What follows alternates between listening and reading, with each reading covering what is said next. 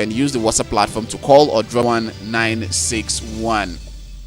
All right, still moving on this morning. Another headline that says 10th Assembly, APC disowns principal officers named by Akpabio and Abbas. Are you surprised? No, you shouldn't be, because there is the tendency of a kind of divide within the ranks of the All Progressives Congress build up to the election of the Senate President and also that of the Speaker of the House of Reps. There were some information of perceived fracas within the All Progressives Congress. We have a caller on the line. Hello, good morning, and thanks for calling.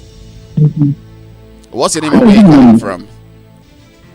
I'm Clement from Maraba. All right, Clement from Maraba. Thank you for calling. I hope you're doing well this morning over there in Maraba.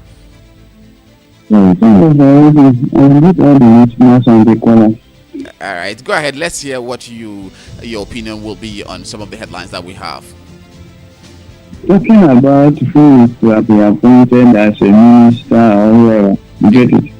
Let me start from Shehu Sani. Okay. In the first place, did Shehu Sani even support Tinubu in the first place? No. You see, where was Shehu Sani when all these governors are trying so hard to deliver to Tinubu? Where was he? And talking about whether the governor looted their state, let me ask. Is it in the position of Tinubu to probe the governors? Or is Tinubu now the EFCC or ICPC? You see, if any governor is to be probed, I think it is their state that will now forward their case. Let them submit their case to EFCC. The EFCC will go and investigate. If the man is found guilty, then he will be probed. It is not the president. It is not the president that will do that. Because it's an elected position. Yes. But if the president needs to appoint anybody, fine. When usually somebody is having a case of corruption, then the president can now look into that, okay, this man is found corrupt, so maybe I cannot deal with him. Then if it is not so, and that is see, all this talk for this and that, I don't think we should be educated enough to know exactly what governance is all about in Nigeria. That is why I have problems. Because when you are giving somebody the load that does not belong to him, I ask myself sometimes that, I think we are educated, and why are we seeing this kind of I don't know, honestly, situation. That's my point. Yes. So I think people know better. And when we is talking about the case, let me tell you, if Buhari as an opposition party could commend Wike for what he did in Rivers State, definitely everybody knows that guy really did something in Rivers State. Yes. I'm not even a PPP member, but all I want is let good governance reign in Nigeria. They should just allow Tinubu. I need Tinubu to know who is to appoint. Thank you. Have a good day, my brother. Thank you very much, Mr. Clement, for that wonderful contribution. I really appreciate that. Thank you very much. All right, let's take a look at this particular headline before it's time for us to, although we still have like 9 more minutes before we link up with our guest analyst in person of Rufai Usedi at 7:30. But Abuja, you can also be part of the conversation. The phone lines are still open and free. The number to call 070-0010-961-961. You could drop your WhatsApp message. I will see them. Yes, I will see them pop up on my screen, and I will give it a voice. Or you could use the WhatsApp platform to call. That is if you don't have airtime on your phone. Yes, we'll give you a lot of options. And you can also check us on our social media handles, talking about WhatsApp. I beg you, we are on WhatsApp. You could get us there with the same number. You can get us on Instagram at VOP961. You could get us on Telegram with this same number. We are on Telegram as well. You can also get us on Twitter. Live, we are on YouTube. You can watch what we are doing right away in the studio. And if you missed out on any of our program, you could go back to our YouTube handle to view. Don't forget to like, share, and subscribe our YouTube handle. All right, let's take a look at this particular headline that says, a 10th National Assembly, APC disowns principal officers named by Akpabio and Abbas. Just like I said earlier on, the perceived fracas in the All Progressives Congress is still there. We saw what happened before the election of the Senate President and also the Speaker of the House of Reps. some APC members say, no, we will not go with the wish of the party, while some will say, let the party's wish prevail. But at the end of the situation, what we saw was that the party's wish prevailed, and that of the President Bola Ahmed Tinubu. So let's go into the crux of this particular story. Days after the inauguration of the Senate President, Senator Godswill Akpabio, and Speaker of the House of Representatives, Tajuddin Abbas, they are now embroiled in a tussle with the leadership of the party, the All Progressives Congress. It will be recalled that hours earlier, the Senate President and Speaker had, after a closed-door meeting with members, come up with the other principal officers of the two chambers of the National Assembly by consensus, allegedly without input from the party hierarchy, unlike what played out in their emergence before they went on recess. While Akpabio picked Opeyemi Bamidele, Dave Umahi, Ali Ndume, and Lola Ashuru as majority leader. That's Opeyemi Bamidele is the majority leader, and deputy majority leader is Dave Umahi, while Senator Ali Ndume is the chief whip. Then Lola Ashuru is the deputy chief whip, respectively. So Abbas named Julius Ihombere and Kingsley Chinda as majority leader and also minority leader, respectively, in the House of Reps. They both represent the All Progressives Congress, APC, and also the minority leader, talking about the People's Democratic Party. Then the PDP, Labour Party, that is LP, and New Nigeria People Party shared other minority positions in the House of Reps. Angered by this development, the Senator Abdullah Adamu-led National Working Committee of the party, that is APC, immediately disowned the majority leadership positions announced by Akpabio and Abbas, saying the party had not officially communicated with both presiding officers. We have a caller on the line. Hello, good morning. Hello, good morning. Good morning. Thank you for calling. What's your name and where are you calling from? Yes, my name is Michael. I'm calling from NASA. Please, may I know what is your frequency, because I just stumbled it and I like the program. Our frequency is 96.1 and we are Voice of the People. Now you have a voice. That's our slogan. Our name is Voice of the People, 96.1 FM Abuja. Okay. Do you talk about this little girl of Jam? Yes, so that I comment on that. We talked about that yesterday, although there are developing stories on that, but we will talk about it because there is the back and forth with regard to that. But you know what we do here, basically we amplify what you want to say, so you can actually go ahead and comment on that because your voice matters a lot. Yes.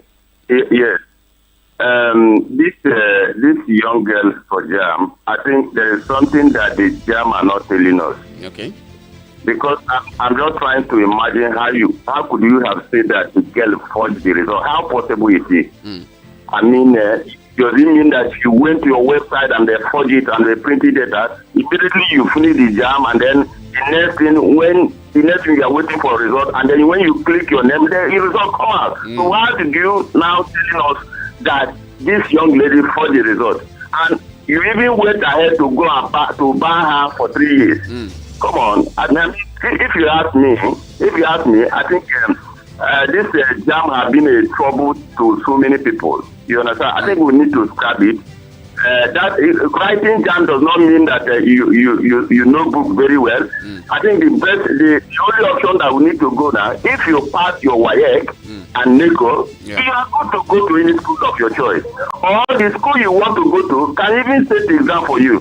You understand? Yes. But this one that the jam are for certain people, the jams are for certain people. That is not the way to go. Okay? Yeah. So I think the jam, they have a lot of explanation because they cannot convince me or convince Nigeria that this girl went on the website of the jam and they forged the result and the girl is come. And the funny part of it is that when the issue of compensation, I mean this thing came on, it is only when they begin scholarship come on, but that is the only time they begin to speak. If there's nothing like anything that has to do with the scholarship, the job could have lied the sleeping dog life. You understand? Yes. But this one that it has to do with the scholarship, they are coming to bring all kind of confusion. I think the next thing we need to do, and all of us need to agree, let us scrap judgment, because what they are making revenue. It's not for you to make money. You understand? Yes. Every year they keep on increasing it, and for certain people who by now they are brilliant people who supposed to have been in school or finish their school. When the name of jam, the jam keep on jamming them. You know, that's why I read my case. Thank you very much. Jam, keep jamming them. I love that phrase to end with. Thank you very much for your contribution.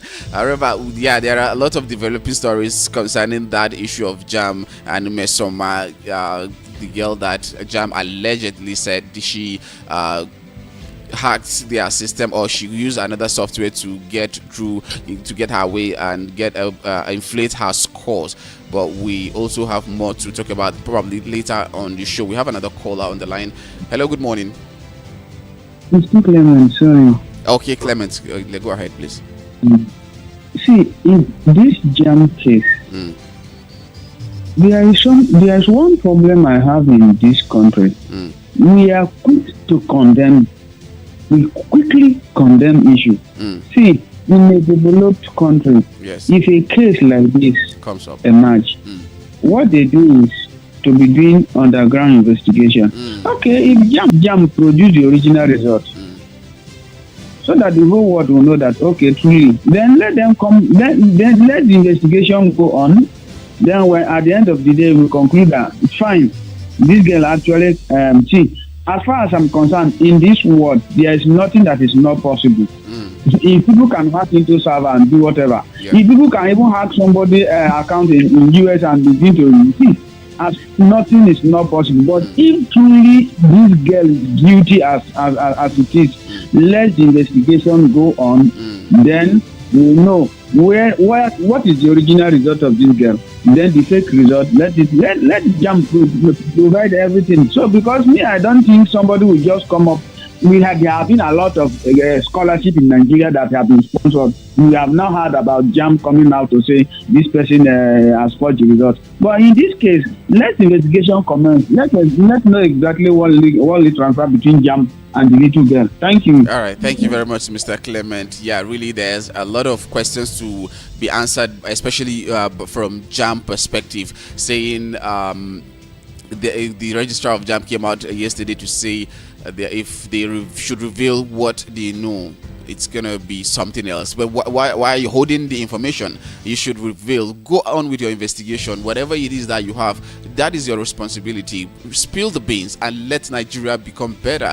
At times we just come out to hold some information that makes things worse in this country. So if you think you have enough evidence, bring it out. That is exactly what we want. We'll call on JAM to come and substantiate their claim, because this is not a child's play. It's a very big allegation. This girl is saying she did not do anything. She even came out, you could see the picture display that this is what happened. However, we wouldn't just go into the conversation now, because we have discussed on so many headlines, and it's time for us to link up with our guest analyst Rufai Hussaini, who will also share his own perspective to some of the stories we have for today. Let me try to establish a connection with our guest Rufai Hussaini and go into the conversation proper. Meanwhile, we were discussing about this 10th Assembly appointment, talking about the majority leadership in the Senate and also that of the House of Reps, majority, chief whip, deputy whip, and also some of the key positions in that regard. We have our guest analyst Rufai Hussaini joined us this morning. Good morning, Mr. Rufai. Hello, can you hear me? Okay, I think we're having a bit of a challenge with the network, but we will continue to reconnect with Rufai and bring you his own perspective on that. Just like I was saying before, I tried to connect with Rufai. The appointment in the National Assembly is what we're talking of. Okay. Hello, good morning. Hello. Hello, good morning, sir. Bless you, morning. How are you? I'm fine, thank you, and I hope you're doing well this morning as well. Well, pushing. Let's go straight to it, my brother. Bless Abuja. Oh my goodness, I don't want to start on this note. Having to face challenge with the network. Can you hear me, Mr. Rufai? Can you hear me? Yes, I can hear you now. All right, thank you very much. We have headlines across dailies. One is from the Vanguard: Why we concede ministerial appointment to Wiki Rivers APC, and another is saying probe: Don't appoint former political office holders. Sheikh Husani advises Tinubu. And another one we have here is talking about the appointment of principal officers at the National Assembly yesterday. 10th National Assembly, APC disowns principal officers named by Akpabio and Abbas. Which would you want to start with? Okay, let me take it up. Okay. Number one, principal officer today is not APC that disowned them because those members are members of APC. The Senate president is an APC president, but it's the APC party chairman. Mm. And I think there's a cold war brewing between the APC party chairman and Akpabio, which I think they will settle very soon because power and supremacy will lead the way. Because Adamu needs to remember that once the president is in, he's the leader of not everybody in the party will normally gravitate to him because they have executive powers. Yes. So Adamu can stop this and saying it's all a rumor. It wasn't a rumor. It was announced based on the consensus of the House. And there's little or nothing Adamu can do. And if Adamu tries to stretch this further, he might have a case where they will just remove him as party chairman. And before you know it, he'll be forgotten history. So I don't think that contestation will go on for a long time. I think the majority and minority arms of the Senate and the House of Reps, I think will stay pretty much. Secondly, obviously, it's not about Wike. You know, definitely APC are going to make concessions because Wike, had sort of like a quid pro quo deal with them, and the quid pro quo suffice. But I don't know if Wike will now be made a substantive minister, or he'll have to put out somebody to represent Rivers State. So let's see how that pans out. It's all about the negotiation. All right, but also, the constitution is in tandem with the federal character thing that you have to circulate across states for ministerial positions, and every state. So that one would also suffice before. The third story, what's the third story? Remind me again. Probe: Don't appoint former political office holders. Sheikh Husani advises Tinubu. But before we jump on that, I want to ask you this question concerning the 10th Assembly as revealed by Abdullahi Adam, who is the party national chairman. Are we now saying that the Senate President and also the Speaker of House of Reps can go without consulting the party to carry out the appointment, and he's okay? You feel he's okay? Is it well? Pretty much. What is the party? When people consulted, when the senators and the lawmaker consulted, the agreement went read out that thing. Yes, as long as they are consulted, forget the party chairman. Trust me. As long as they are consulted, forget it. Okay, so yes. Let's take a look at this one that I just called earlier on. Probe: Don't appoint former political office holders. Sheikh Husani advises Tinubu. Don't appoint former political party holders. I don't necessarily subscribe to what Husani said, because if people might have served politically in the past and they still have a role to play in government, they can still give their best. I think what should be the standard should be the best competent people, whether they hold political positions before or not. There are people that are very competent and they should be able to serve. So if we were to follow his analogy, because Ngozi Okonjo-Iweala was the minister under Obasanjo, so that means that Jonathan have appointed a minister again, I think. Because it falls flat on logic. It should be the most competent people we should get. Yeah. But the fact that they served in political positions before does not matter. All right, you just mentioned this name, Ngozi Okonjo-Iweala. She's also on the news talking about organization where she led, WTO, World Trade Organization, and also World Bank, seek better trade deal for Nigeria and others. But before I go into details of this headline, I would ask you this question. Have we as a nation, Nigeria, benefited from having a Nigerian at the helm of affairs in the World Trade Organization? So let's dial back. The World Trade Organization pretty much started as a settlement body for trade all over the world. Yeah. All right. It's not a knock-on benefit. She's not there to benefit Nigeria. She's there to enhance wealth and settle trade disputes. And she's there to rule in fairness, to be able to bolster world trade. The grand question about have we benefited everything? Yes, we've benefited in terms of stability, she's been able to ensure that the visibility shines on Nigeria. But the greatest way we can benefit is when we also increase our trade potential and output, which we have not done successfully. Our productivity is quite very low. Our industry production threshold is low, and because of that, Africa is not good. Take for instance, Apple became a market cap company of 3 trillion recently, Yeah. and the whole GDP of the entire African 3.14 trillion. So one company has a market cap almost the size of the continent GDP, to show you the full power and trade disparity. And how can we improve upon that? We need to look inwards. We need to improve inter-African trade. That's why I'm very happy. If you check the top front page of this day newspaper, you will see an interview with Benedict Orama, Afrexim president, and we're talking about the PAP system, where if you want trade interaction, you don't need the dollar. You can pay in your local currency, and Afrexim will help you translate that money to those that will collect your money in their own local currency, so to qualify the dollar, which will increase inter-African trade. So we can grow more within, improve inter-African trade. We can grow more within and increase GDP to at least 10-15 trillion in the next years of the African continent.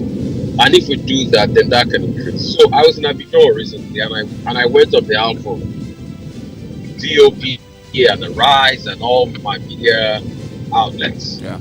And we were at the African CEOs Forum in Africa. And the challenge was the fact that in Europe, you have over 3,000 companies that are over 1 billion in market revenue. $1 billion. But in Africa, you have about 3 million companies. I mean, you have about just 300 companies. For a continent that has well over 1 billion people, that's very short. So we're not trade. So how can we upscale the trade? And that's the challenge. And that's why we should trade more amongst ourselves. And that's why part of our global expansion is in the future. Yeah. Your darling, you work for my branch in Ghana and Cote d'Ivoire and other things. So those are the things we're thinking for the future. Because we need to be able to partner in trade business. Nigerians need to own businesses in Ghana. Ghanaians need to own businesses in Nigeria. And we need to do that across the value chain, media value chain, every value chain possible, because it is possible. And you see, there's a glut in the sense that we don't even trade with the Francophone enough, and we're surrounded by them because of language barrier.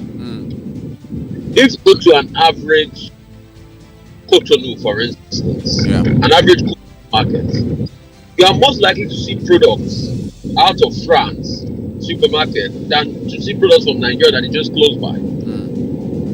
So we need to break the barrier to be able to ensure. I think that's what Africa can truly gain from WTO. So it's not because your person is in it. It's just about now increasing trade potential. All right, you just talk about something that caught my attention. It's not on the front pages today, but it's related to what you just said in terms of having a smooth trade between African countries. Then what should we say about the role of the Africa Free Trade Continental Agreement? Because at some point I watched one of Dangote's interview where he was making reference to the fact that yes, that is supposed to bolster the trade between African countries, but it also has its own bottlenecks that he finds it very difficult to move his products from Nigeria to other African countries. So what do you think we should do in order to get a success rate in terms of how we utilize the opportunity that Africa Free Continental Trade Agreement comes up with? So gradually, AFCTA is coming on stream, and I remember AFCTA because you can go and still check my articles online about 4 or 5 years ago. Okay. I was one of the greatest campaigns. I worked on radio. Nigeria to the AFCTA. I'm finally happy we signed and we ratified, because still go check my articles online.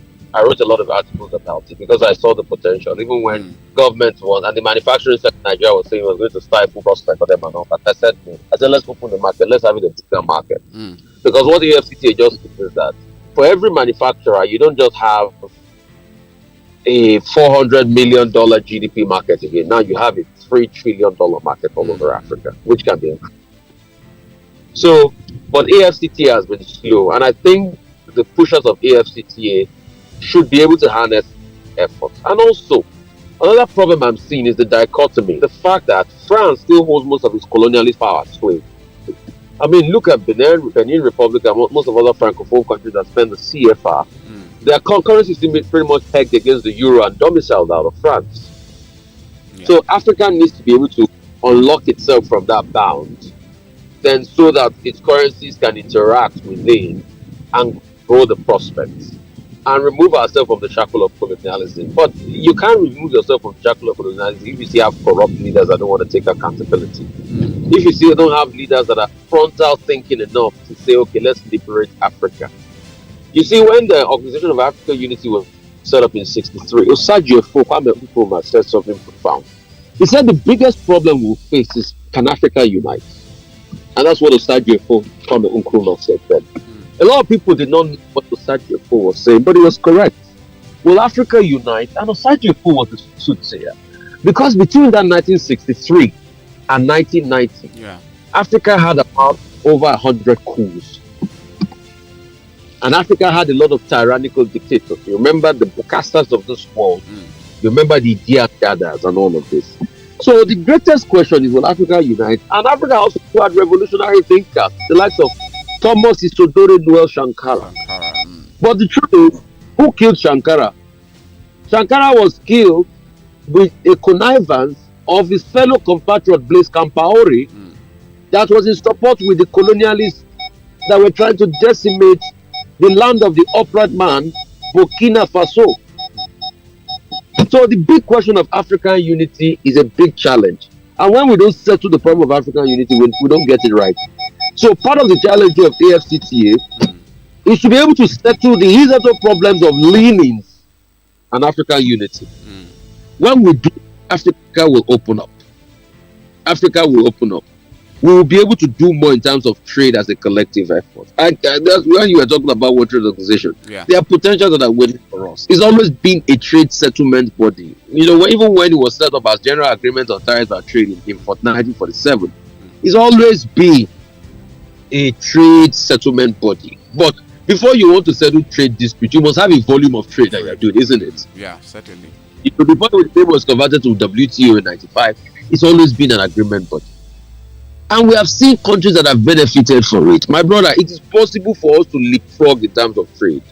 Do you know that China just joined WTO in year 2001? And between year 2001, look at how China has usurped the world in terms of trade. So see what China has done in less than 25 years. It was just in 2001, China, I'm sure you're surprised hearing that. It was just in 2001, but see the impact and the role China has made in terms of trade. If we collectively get our acts right, we can even surpass China. China will never be a standard for African trade, but we need to open up the rich African continent, the magnificence of our continent, which is not always rich in natural resources that people think about, but is also rich in human intellectual capacity. Yes. And that's how we can do well trade. All right, thank you for that lengthy explanation. We really got a lot from that. Let's take a look at this headline on the Punch newspaper.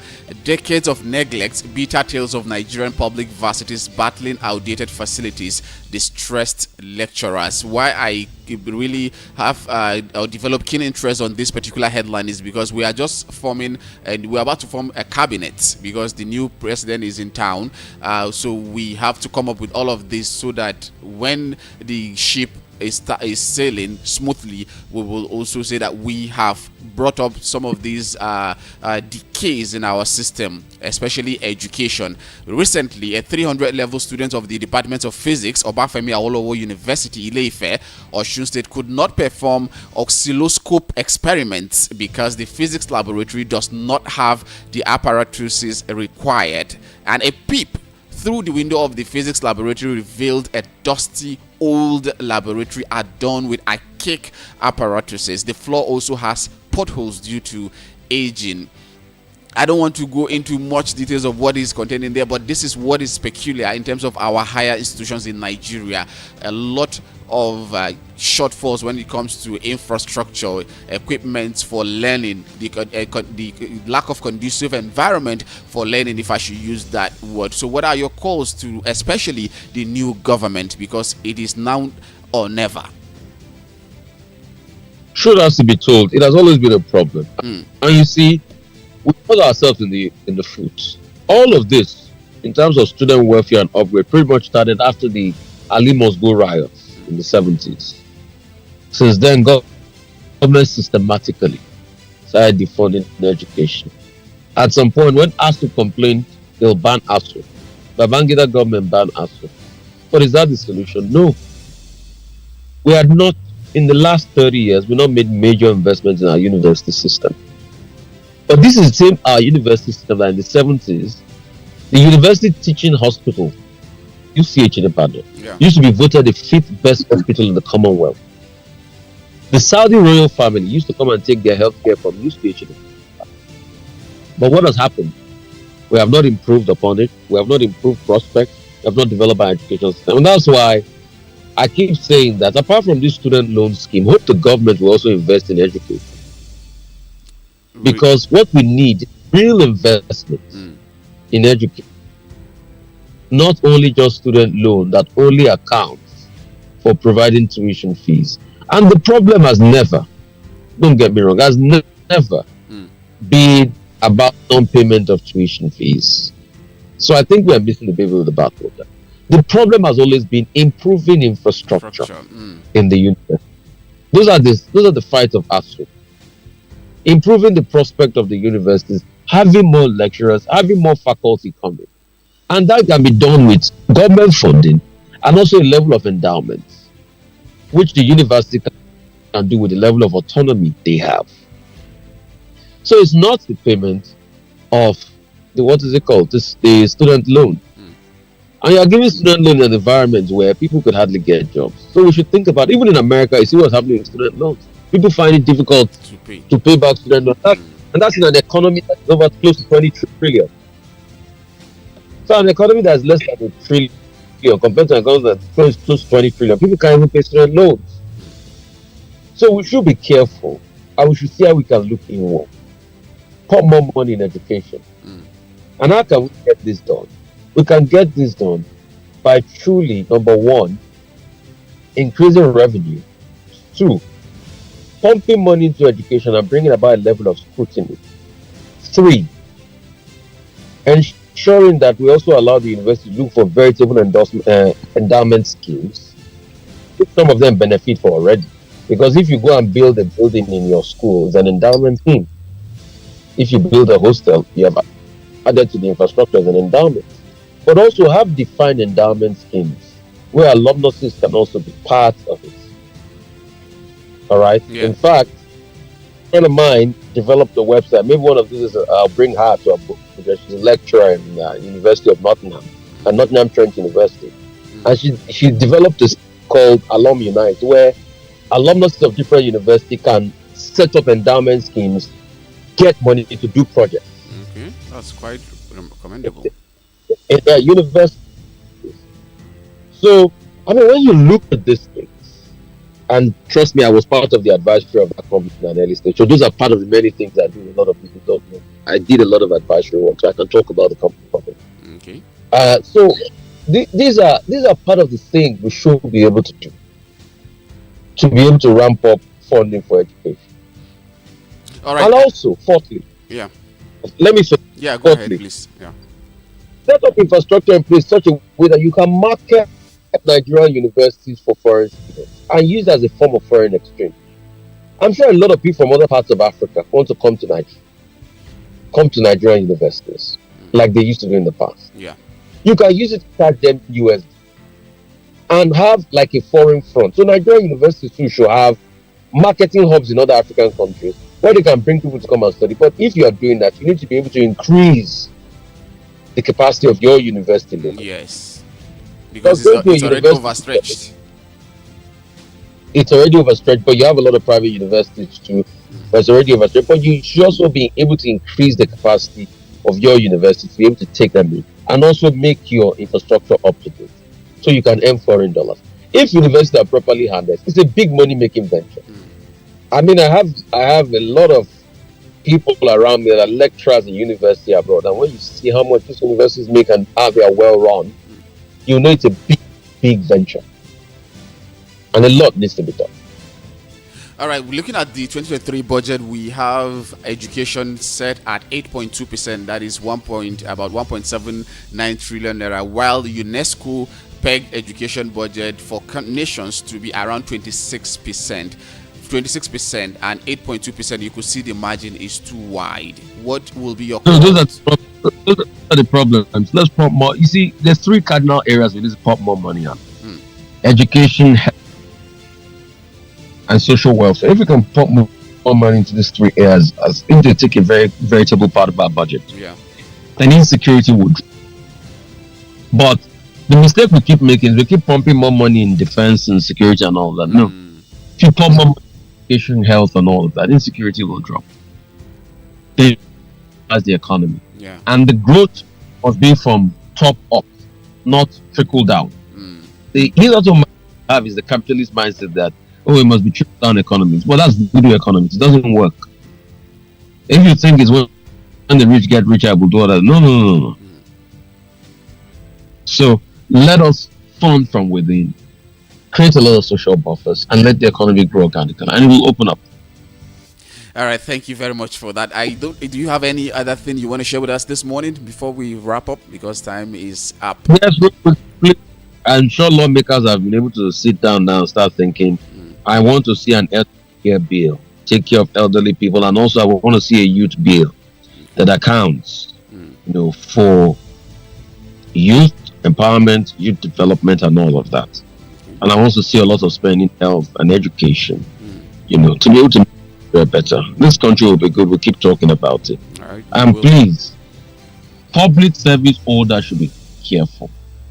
I had a very damning report recently of somebody that got a national honor, and when he went to receive it, they were asking for monetary benefits. We can't run the country this way. My goodness.